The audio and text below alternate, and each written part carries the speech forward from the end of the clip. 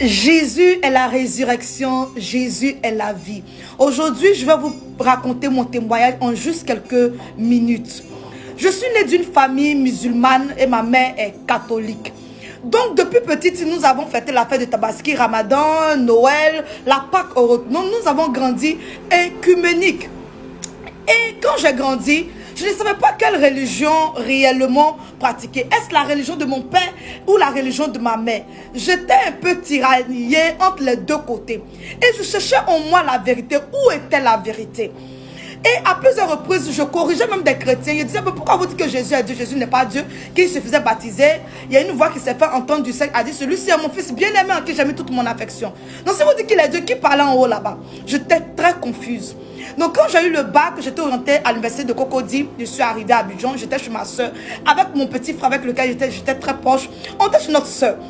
Et il a commencé, souvent j'étais invitée dans des églises évangéliques. J'ai commencé à aller souvent, rarement à l'église. Et malgré ça, mon cœur n'était pas entier à Christ. Et je demandais à Dieu de se révéler à moi. Je demandais la vérité. Je parlais à Dieu. Donc les prières de 13 heures dans l'islam, je les avais remplacées par mes propres prières. Donc chaque 13 heures, je priais. J'ai eu un problème de dents, je suis allée à l'hôpital, on m'avait arraché la dent. Et le lendemain matin, tout allait bien, j'étais là avec mon petit frère, tout allait merveilleusement bien. Notre soeur était allée au travail, elle était enseignante. À midi, quand elle est revenue, je lui ai simplement demandé un verre d'eau, j'étais assise parce qu'elle était arrivée pour qu'on puisse échanger un peu. Et tout s'est passé en quelques minutes. Quand je lui ai demandé le verre d'eau, elle m'a donné le verre d'eau. Quand j'ai commencé, j'ai attrapé le verre. Subitement, le verre pesait dans ma main. C'est comme si le verre commençait à peser des tonnes dans ma main au point où je ne pouvais plus attraper le verre. Je commençais à me sentir faible et j'ai lâché le verre d'eau sans savoir que c'était la mort qui était là.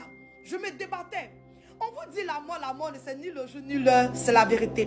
La mort, c'est comme un sommeil, ça peut arriver à n'importe quel moment. C'est pour moi là qui était là. Je ne peux pas imaginer ces choses. C'est eux maintenant qui m'ont rapporté après comment c'est lui que cela s'était passé. Ils m'ont dit que j'étais tombée, j'ai lâché le verre. J'ai commencé à durcir. J'ai commencé à trembler. Et ma soeur commençait à crier de l'aide. Notre voisine qui était infirmière est venue. Voyant que j'étais en train de partir, en train de mourir. La langue même était déjà passée et je bavais. La salive sortait de partout. Et elle a demandé à ma soeur qu'on me prenne rapidement pour m'envoyer dans une clinique. Voilà, la clinique la plus proche. Elle savait que j'avais rendu l'âme. Mon petit frère disait qu'avec le vigile, quand les gars m'avaient soulevé pour me faire descendre des escaliers, puisqu'on était à l'étage, je pesais alors que j'étais mince. Mais je pesais, ils m'ont mis dans le taxi, ils m'ont envoyé à la clinique. Quand je suis arrivée là, ils m'ont gardé là-bas. Et 2 heures après, on leur avait annoncé que j'étais décédée aux environs de 14 heures. Mais pendant ce temps, je vous dis que la mort là, c'est comme un sommeil. Pendant ce temps, mes prières de 13 heures que je faisais là, de l'islam là, que je pratiquais et j'avais remplacé ça en des prières neutres. Je me suis vue dans un endroit, mais c'était comme, j'étais sur une piste. Il y avait des herbes à gauche, à droite, mais ces herbes là, en réalité, je ne les ai jamais vues. Et c'était comme, il y avait un véhicule qui venait. Je ne voyais pas le véhicule, mais je voyais la lumière. Plus le véhicule s'approchait de moi, plus la lumière grandissait. Plus la lumière grandissait. Mais quand la lumière s'est rapprochée de moi, j'ai compris que ce n'était pas un véhicule. Et il y a une voix, je vous dis, la voix s'est fait entendre du ciel. La voix avait rempli l'atmosphère. La voix avait saturé l'univers. Dans cette voix-là, il y avait comme des éclairs. Et vous voyez, quand on porte la mer, là, quand les grandes vagues là, tombent là, c'est comme s'il y avait les vagues de grandes eaux dans sa voix. Et cette voix-là m'a dit, je suis Jésus. Ce n'est pas encore le moment. Va, je t'envoie parler de ma part. Et pendant que la voix me parlait, cette voix-là m'avait porté et déposé, mené dans un stade. Et je me voyais dans le stade avec la Bible en main. Au lieu de mon livre de droit civil, c'était la Bible qui était dans ma main. Et je prêchais Jésus. Je voyais le stade était plein des Chinois, des Noirs, des Blancs. Et je leur prêchais Jésus. Donnez-vous bien à Jésus. Et je me suis réveillée. Quand je me suis réveillée, je me suis retrouvée dans une salle. En réalité, je vous dis en réalité, c'est à Yopougon, Maroc. Je ne dirai pas le nom de la clinique en question. Je me suis réveillée à moitié nue. Il y avait un drap sur ma tête. Et j'ai enlevé le drap sur ma tête. Je vois qu'il n'y avait personne. Et subitement, je vois une dame qui est rentrée. La dame est sortie automatiquement. Après ça, il y a un monsieur qui est rentré. Il est sorti automatiquement. Et il y a un autre papa, je l'ai vu, qui avait porté les blousons des médecins là. Mais les autres, ils étaient en combinaison tout blanc. Aujourd'hui, comme je suis dans le circuit, je sais que ce sont des infirmiers ou des aides-soignants. Et quand le papa là est arrivé, il ne s'est pas approché de moi. Il m'a demandé, il dit, ça va? Je dis, oui, ça va. Mais j'avais des palpitations. J'avais du mal encore à respirer. Il m'a dit, tu es où? Je dis, je ne sais pas, mais je sais que je suis un peu à l'hôpital. Il m'a dit, comment tu t'appelles? Je dis, je m'appelle Erika. J'avais peut-être 19 ans, 20 ans par là. J'étais très jeune. Et le papa s'est rapproché de moi. Il m'a dit, est-ce que tu sais que depuis 14 heures, tu avais rendu l'âme?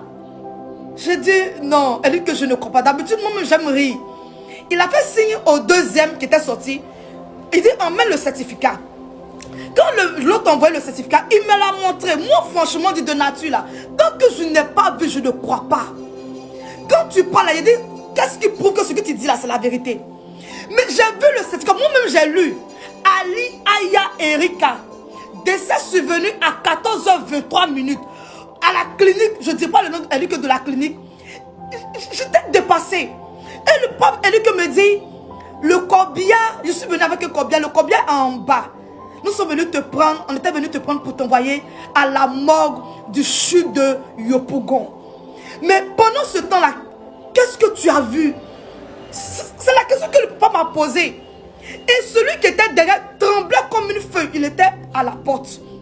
Et il disait, ah papa, vraiment voici le rêve que j'ai fait. Il dit, le rêve que tu as fait, que j'ai fini de lui raconter, il dit, le rêve que tu as fait, va et fais-le. Et le monsieur m'a regardé en souriant. Il dit, tu as une grande destinée.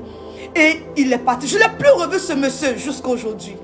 Et celui qui était là, l'infirmier, s'est rapproché, il s'est mis à genoux. Et il a commencé à pleurer. Moi, je ne sais pas qu'il était chrétien. Il disait à Dieu, papa, il te demande pardon pour tous mes péchés. Aujourd'hui, je me te donne réellement ma vie. Quand il s'est levé, il a dit, demoiselle, vous étiez morte. Vous êtes revenue à la vie. Que vous habitez où? J'ai dit à Yopougon, Maroc. J'ai donné même le quartier Canary. Il m'a dit, est-ce que je peux passer après, avant de sortir à la maison, pour aller échanger avec vous? Il a dit, il n'y a pas de souci. Il dit, votre soeur et votre petit frère sont en bas. Ils ont pleuré depuis 14 heures. Toute votre famille a été alertée. On ira leur annoncer que vous êtes revenus à la vie. Le monsieur pleurait et le médecin avait demandé de me mettre encore, voilà, elle dit que les perfusions. Donc il a changé de main, ils m'ont mis d'autres perfusions. Et j'ai commencé à bien respirer. Et c'est là qu'ils sont allés annoncer à mon petit frère, à ma soeur, que j'étais revenu à la vie, qu'il pouvait monter. Ça, je vais laisser ce côté-là. Mais je vous dirais que Jésus n'est pas seulement la vie, il est la résurrection. C'est mon père qui est musulman là, qui a donné le terrain pour que je construise l'église. Je suis le leader des églises petites de gloire.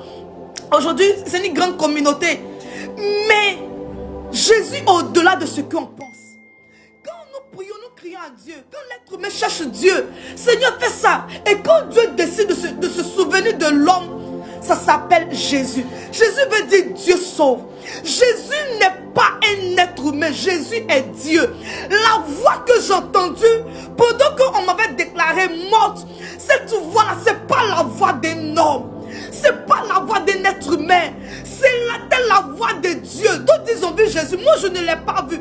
J'ai simplement entendu sa voix. Ce n'est pas un être humain. Jésus est réel.